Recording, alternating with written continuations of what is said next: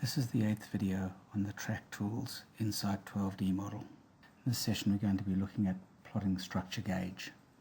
First thing I'd like to point out is that as per the training notes themselves, there is a note and disclaimer that we must make certain you're aware of. The structure gauge panel is for rough calculations only to give an indication of where clearance problems may occur. The panel does not allow for vehicle dynamics, suspension, etc., and the user should use a suitable clearance envelope package where critical calculations are required, such as calculating platform coping and tunnel clearances. So again, it is purely as a guide and a first look to see if you might be meeting your structure gauge clearances. So back inside 12D, what we'll be starting off with is we're going to read in a data set which will have the rolling stock dimensions, etc. In our training we're going to use a PDF of the rolling stock, and we'll place an envelope of 150 millimeters nominal, whatever you decide is the clearance that you should consider safe, around the sides and top of the vehicle, and then we'll use that as a structure gauge. So we're going to come up here to File, Data Input, 2D PDF. The file we're going to go and read in is our rolling stock gauge PDF. From the source, we're going to go and just leave it pretty much as it is. Once we've selected the image, obviously, we're going to use. On the location tab, there are going to be no changes that we're going to make in there either. On the output tab, we're going to put in a stem name in here. I've pre-filled it in with rolling stock gauge raster. Obviously, whatever you decide to name it in there. We'll leave the raster DPI as 150. On the settings, we're not going to change anything in there. So we then come down to the create button down the bottom here, hit create, finish. We'll now go and see that in a new view. And we will see that we've got two models that have come in through here. One is the raster itself, so that is the PDF with all the white background. And then what we have as well is a model that has taken the vector elements out of that PDF. Now, of course, not all PDF documents do have vector information in them, but you'll see here that if I go and remove the raster image here and do a redraw, we've actually managed to pick out of this those elements that were in that data set as raster. Now, if you have extracted raster from it, that really means that the original image file is no longer needed, and that could then just be deleted, and we would work with this vectorized bit of data. To produce the structure gauge envelope correctly, we would need to position it with a coordinate of 0, 0 for the easting and northing at the center of the track, top of low rail. It's important to understand that if you set the origin incorrectly, in other words not exactly 0, 0, your structural gauge envelope will be placed in the wrong position all the way along the track. Similarly, we're going to scale this, which of course is factoring in 12D, down to the correct size for our job. And again, if the factoring is incorrect, you will get incorrect results. So you need to take time to get both of these steps correct. So we're going to start off by translating our data. We'll go to Utilities, H to Z, down to Translate. We want to translate our rolling stock raster model. We now want to calculate the amount of shift that's going to happen on here. So what I'm going to do is I'm going to come into the job here, and of course you can see that we've got the two rails sitting there. So the intersection of these two strings is the point we want to translate it by, and we want to put that down to 0, 0. So I'll come into here, I'll pick on the option here, come up and get my snaps intersection of picking with direction this string here, which is the top of rail, to this string here, which is the center line. So that's going to give me that point. I'm now going to go and toggle on my grid and put the grid snaps on. I'll then zoom out, come down here to find the 0, 0 point. That's now snapped to 0, 0 on the grid for me. That's given me my transformations through there. As per normal, we can use these options in the target area to move it to a model, copy it to a different model. I'm just going to go and use the replace existing. When I hit translate, you can see it's moved. Finish the panel, zoom into it, and we'll now see that 0, 0 is where we wanted it to be on the top of the tracks at the center line of the carriage. I'm now going to go up here and, while I think of it, switch off my grid snap. So I'm now going to go and factor this data.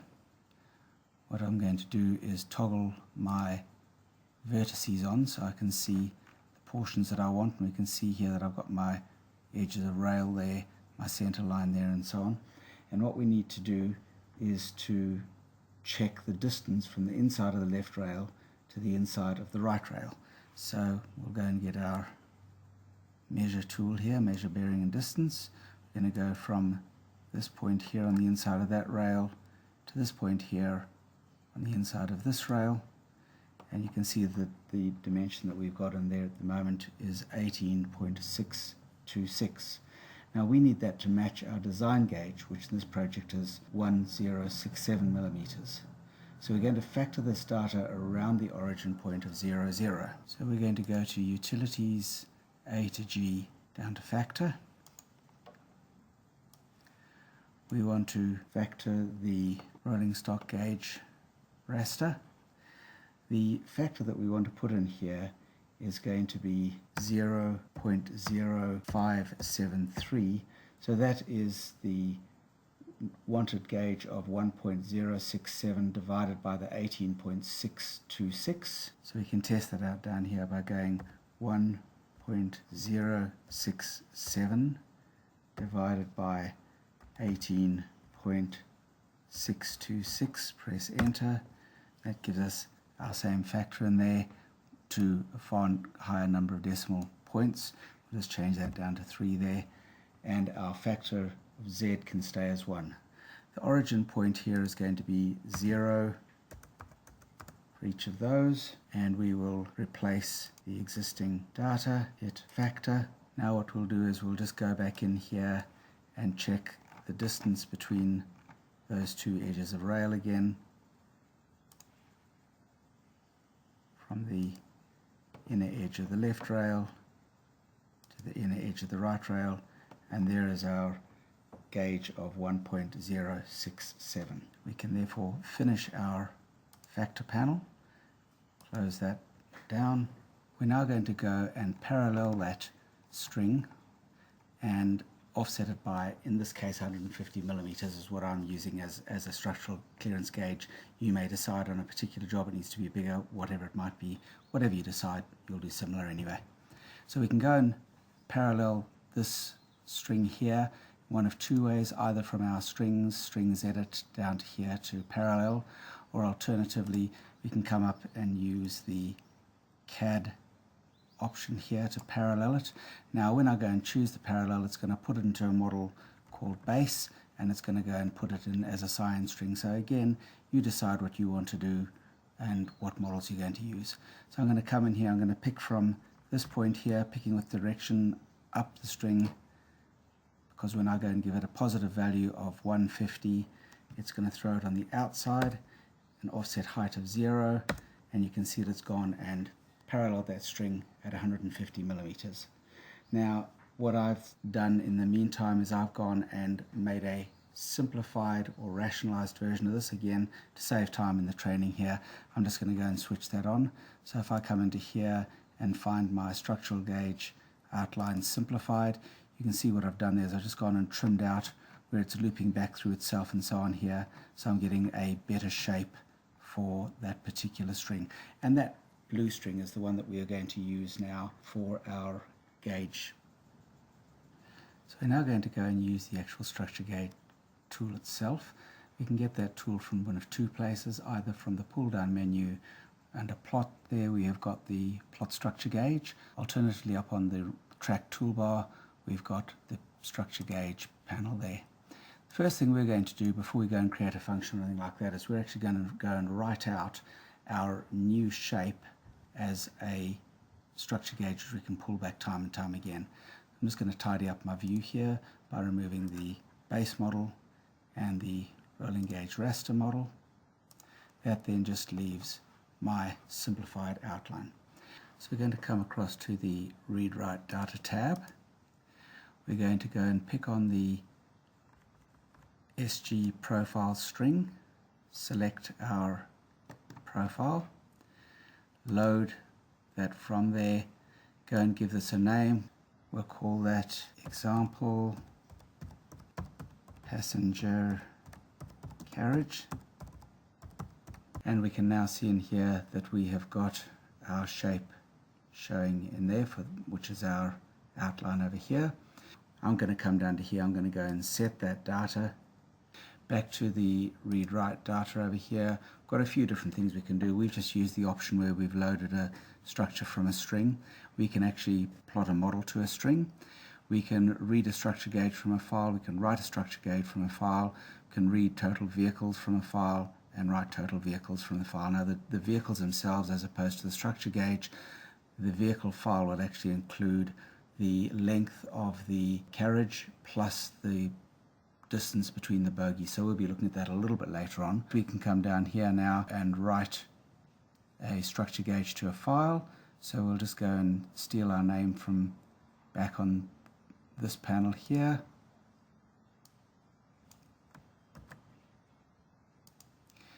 And we'll write a structural gauge to a file, go and give it the example passenger carriage.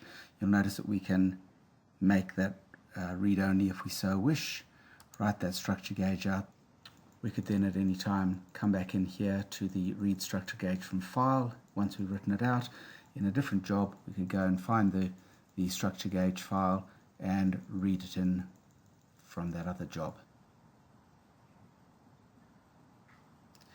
So back over on the Create Edit Structure Gauge panel, a couple of things in here. We've got the view controls in here for the graph area.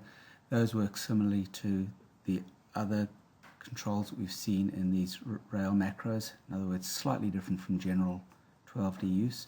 Also down the bottom here, we've got an XY for each position created for the string. Now, of course, you could go through and produce a shape purely from XYs. That would be a fairly laborious way to go and produce it. Far better to read in a string in some form and then just develop it from that. So now we're going to go to the Create Edit Vehicle Data tab. So we'll come up in here. We're going to go and create a new vehicle. If we already had some, we could go and pick on the button over here and create them. I'm going to make a new one here, so I'm going to use my Control V again, which has got my name of my example passenger carriage in there.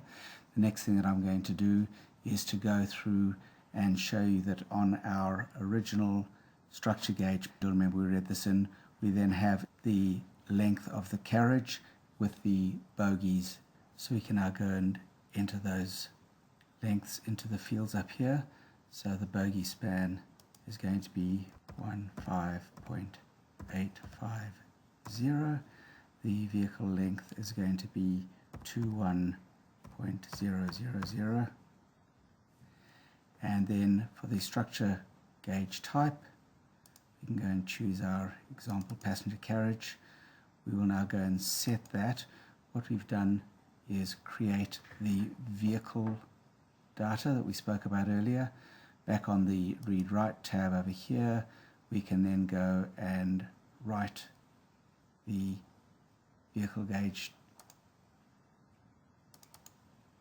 out again, make details read only, and then of course on any other job we would be able to go to the pop down list in here and go and read that file in to a different job. Now that the structure gauge profile has been created and all the details have been filled in, we can produce the function to send the structure gauge along the track.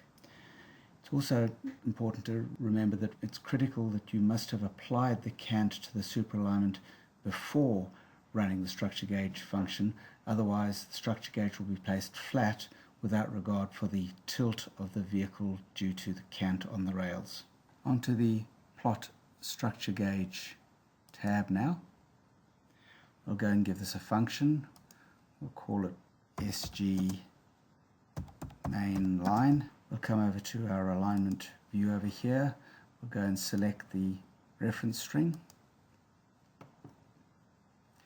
we'll say that we want an interval through here of, say, every 5 meters. That'll plot the carriage's position every 5 meters along the track. Give the outputs a name, so we'll call this main line struct gauge. We'll give a vehicle model, so we're just going to go and steal that name from there and type vehicle on the end of it. We're going to have a section model, same thing again, sections, and the strings model, same again, strings. We have an option to store the calcs as attributes. Then there's also an option in here to use the greatest average of cant bogies. Now what that will do is give you the cant of each bogey and then average them out. So you can try both methods of using the greatest cant or not using the greatest cant, run the results and choose the best method to suit your particular need. So I'm going to go and create my strings. I'll go and make them a dark red. The start and end chainage have been inserted for me already as soon as I pick the reference string. We'll give this a height offset of 0. The reason for that is that we located and scaled our structure gauge to the correct position and size.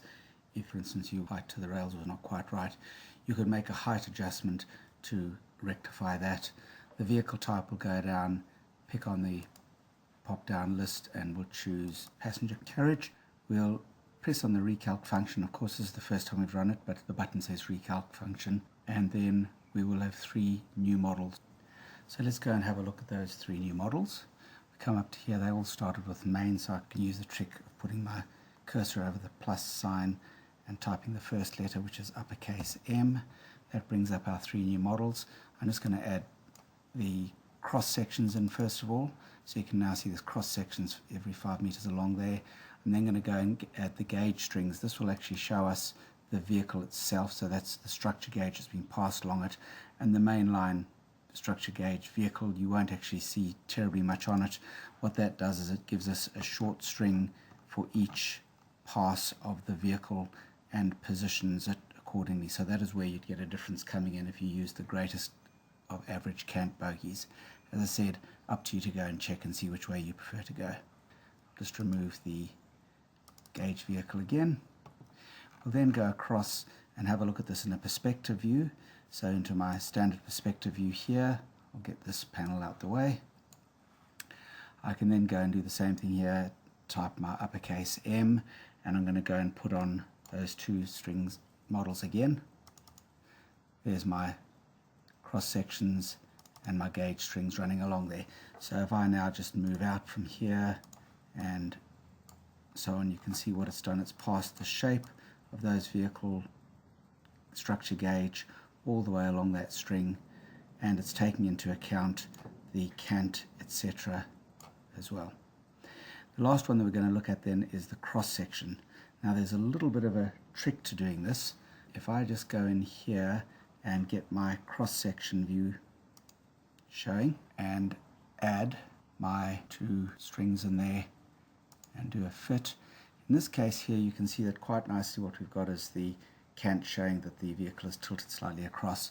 If I start then walking along that string, we sometimes get to a position like this where the shape of the structure gauge appears to be incorrect. Now in actual fact, there's nothing wrong with the structure gauge. It is the way it is presented along a cross section. So for instance, if you went back to your perspective view and went all the way along the perspective view, you'll see that there are no errors in the data. But what's actually happening is that this is an older method of developing the shape, and in a rewrite of the software, probably for version 14, we will have this going through as a tri-mesh shape, and the beauty of that will be that we'll then be able to also do clash detection on them. So just be aware that there's actually nothing wrong with the structure gauge here. It's only the way it's being presented in this cross section. And just to make things a little bit more interesting, I'm going to go and profile one of these sections, and you'll see that we have some weird things happening in here. This is purely because of the way it is developing the cross section as a shape, and this string is now the gauge at a particular chainage, so you don't want to actually profile the structure gauge string. What you need to do instead of that, to profile a string that runs along the alignment that is not part of the gauge, such as the ballast section, and then you'll get the shape of the structure gauge, although as I said, in some sections it may still appear incorrect. Again, notice the tilt of the vehicle outline here to take into account the cant on that particular bit of rail. What we might just do quickly now to finish this off is just go and have a look. If we go for a drive along this string, we should then be able to see that as we go around the different corners, it'll flick in and out with that particular cant.